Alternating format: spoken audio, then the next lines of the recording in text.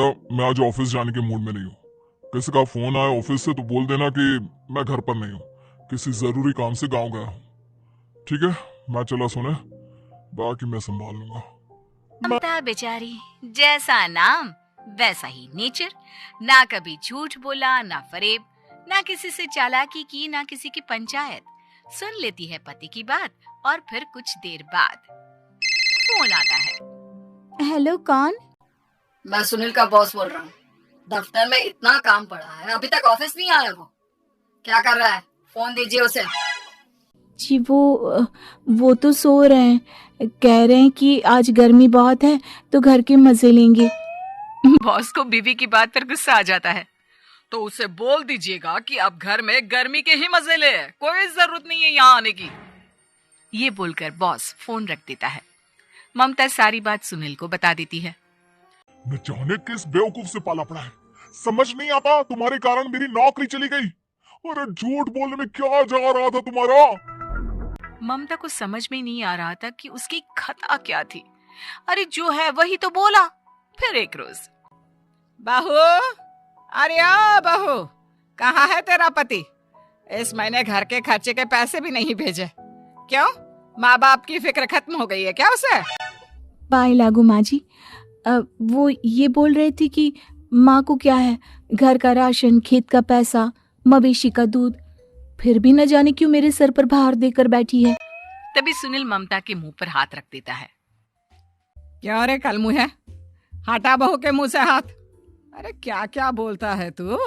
वो तो इसकी झूठ बोलने की आदत नहीं है, इसलिए पता चल रहा है।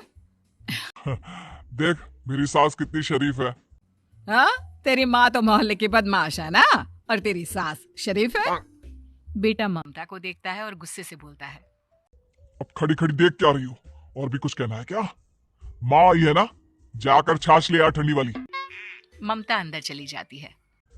माँ, इसके सच बोलने की आदत के कारण मेरी नौकरी जाते जाते रह गई। वो तो मैंने अगले दिन जाकर पैर पकड़ लिए मालिक के, नहीं तो। सब जानता है बहू की आदत नहीं है झूठ बोलने की, तो तू शांत क्यों नहीं रहता? क्यों उसे झूठ बोलने को बोलता है? फिर एक रोज, बहू, जा अपनी पड़ोसन के पास और उससे बोल कि वो लाल वाली साड़ी जो उसने नए साल की पार्टी में पहनी थी, तुझे वो चाहिए। ना माँ जी, मुझे नहीं चाहिए। वैसे भी कल जिस शादी में जाना है ना, वहाँ के लिए तो मेरे पास काली साड़ी है। सास सर पर हाथ रखकर, अरे बुद्धू, मुझे चाहिए साड़ी। वैसे भी तुम लोगों में तो साड़ी का लेन देन चलता है ना, तेरी भी तो उसने पहनी थी ना। हाँ माँ जी, वो क्या है ना, हम दोनों के कपड़े एक दूसरे को आ जाते हैं। मैं ले आती हूँ आपके लिए साड़ी। बहू पड़ोसन के पास जाती है। कैसी हो निर्मला, तेरी लाल साड़ी चाहिए थी। क्यों? तू तो बोल रही थी कि तेरे पास काली वाली साड़ी है, तू वही पहनेगी, फिर लाल का क्या करेगी? अरे मैं तो काली ही पहनूंगी, लेकिन मेरी सास ने देखी थी तेरी लाल साड़ी, वो नए साल की पार्टी में तूने पहनी थी ना, तो इसलिए वो मांग रही है। ये सुनकर पड़ोसन थोड़ा परेशान हो जाती है। देख ममता, तेरे लिए तो मैं एक बार को साड़ी दे भी देती, लेकिन तेरी सास के लिए नहीं। वो क्या है ना, तू तो जानती है कितनी गंदी आदत है तेरी सास की। खाया पिया सब कपड़े पर ही पोंछ देती है। मेरी लाल साड़ी बहुत महंगी वाली है, पता चले उस पर हल्दी तेल का निशान लगा हो। ममता घर आ जाती है खाली हाथ। ममता को देखकर, नहीं दी ना उस कलूटी ने साड़ी। अब आए तुझसे लेने तेरा सामान, अच्छे से बताती हूँ। माँ जी, वो क्या है ना, मुझे तो वो दे रही थी, लेकिन आपके नाम पर नहीं दी। अरे किसने बोला था मेरा नाम लेने को? बोल देती तुझे पहनना है, लेकिन ना, तू तो ठहरी सच की देवी। न जाने सास क्या सोचती है और हंसने लगती है। अरे माँ, क्या हो गया? क्या सोचकर हंस रही है? याद है जब बहू को देखने गए थे? हाँ माँ, सही बात है। याद आ गया। कैसे मेरी सास बाजार के खाने को बोल रही थी कि ममता ने बनाया है। और बहू ने आकर सब बता दिया कि ये सारा खाना तो बाजार से आया है, वो भी कल्लू हलवाई की दुकान से। ममता दोनों की बात सुन रही थी। हाँ माँ जी, वो कल्लू हलवाई का ही था। मुझे तो आज तक पता नहीं चला कि माँ ने क्यों कहा कि मैंने बनाया है। खैर, मैं तैयार होती हूँ, शादी में जाना है ना। पूरा परिवार शादी में जाता है, जहाँ खाना वाना खाकर सभी बैठे होते हैं कि एक औरत ममता की सास से कहती है, क्या बात है बहन जी, मेरी आपकी बात हुई थी तो आप तो बोल रही थी कि लाल साड़ी पहनने वाली हैं, तो मैंने ये काली पहन ली। पता होता कि आप लाल नहीं पहन रही हैं तो मैं ही अपनी लाल पहनाती। अच्छा जी, तो इसलिए पूछा जा रहा था। अरे इतनी साड़ियां हैं कि क्या बताऊं। मैंने सोचा तो था, पर ये सामने दिख गई तो यही पहन लिया। अच्छा, मेरी तो तैयारी काफी दिन से चल रही थी, फिर भी आज ऐसा लग रहा है कि ठीक से तैयार नहीं हुई मैं। तभी आ जाती है हमारी सच्ची बहू ममता बहू। आंटी जी, वो क्या है ना, पड़ोसन की लाल साड़ी माँ जी को पहननी थी, लेकिन आप तो जानती है माँ जी की आदत, सारा खाया पिया कपड़ों पर ही पोंछ देती है, तो उसने साड़ी देने से ना ऐन वक्त पर मना कर दिया, तो अब इन्होंने ना मेरी साड़ी पहनी है। औरत ममता की सास को घूरती है। अरे मांग कर ही साड़ी पहननी थी क्या? हम जैसे तो खुद की ही साड़ी पहनते हैं, चलो चलते हैं। सास का गुस्सा अब ममता पर फूट पड़ता है। अरे क्या जरूरत थी ये बात सबसे कहने की? अरे घर की इज्जत का कोई ख्याल है कि नहीं तुझे? हाँ, मैंने क्या बोल दिया माँ जी?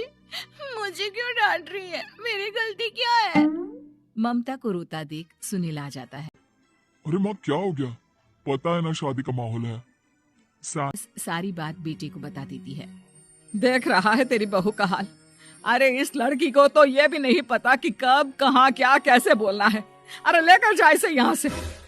सभी घर आ जाते हैं। सास का मुंह तो फूला ही रहता है कि एक दिन, चलो बेटा, बहुत दिन तुम लोगों के साथ रह ली, अब चलो। वैसे भी ऐसी बहू के साथ समय कैसे कटे, जो ना झूठ बोलती है ना लोगों की चुगली करती है। अरे गांव में ही ठीक हूँ मैं, कम से कम 4 घर की खबर तो मिलती रहती है, वो भी मसाला डालकर। कैसी बात कर रही है माँ? अभी तो आई है, रह जाना, कितना अच्छा लगता है तेरे रहने से घर। तभी ममता आ जाती है। अच्छा लगता है, लेकिन आप तो बोल रहे थे कि न जाने कब तक रुकेगी, जाने का नाम ही नहीं ले रही। जाए तो कम से कम घर में थोड़ा सा फ्री सा तो फील करूं, यही बोल रहे थे कल माँ जी आपके लिए। सास बेटे को देखती है, लेकिन क्या कहती बेचारी, जब अपना ही सिक्का खोटा हो। चली जाती है चुपचाप गांव। फिर एक रोज घर की घंटी बजती है। सामने खड़ा होता है सुनील का बॉस। सुनील है क्या घर में? वो क्या ना, मैं यहाँ से गुजर रहा था तो सोचा थोड़ा ऑफिस का काम डिस्कस कर लूं। ममता कुछ कहती कि तभी वहां सुनील आ जाता है। अरे बॉस, आप आइए आइए। क्या बात है, घर तो बहुत सुंदर है। वैसे भाभी जी, आपकी खूब बातें सुनी है कि आप कभी झूठ नहीं बोलती। ये तो पता नहीं, लेकिन हमेशा सर कुछ न कुछ ऐसा बोल देती हूँ जिससे परेशानी हो जाती है। मैं ऐसा नहीं चाहती, लेकिन क्या करूँ। खैर, बॉस कुछ देर रुकता है, काम की बात होती है। ममता के साथ सब चाय पीते हैं और जैसे ही बॉस जाने को मुड़ता है कि क्या जी, कितने नेक इंसान है, फालतू ही आप खड़ूस और निकम्मा बोलते हैं इन बॉस को। अब क्या, बॉस के कान तक खुद के लिए अनमोल वचन पड़ जाते हैं। और फिर ओह, तो ये बात है। और क्या कहता है ये? अरे बॉस, आप भी किसकी बात पर विश्वास कर रहे हैं? अरे इसे तो ये भी नहीं पता कि आलू प्याज कहाँ रखा है। अरे ये क्या जाने क्या बोलना है क्या नहीं बोलना है। मतलब जो मुंह में आ रहा है बोले जा रहा है। भाभी जी आप बताइए। नहीं नहीं बॉस, लग रहा है कि कुछ गलत बोल गई मैं।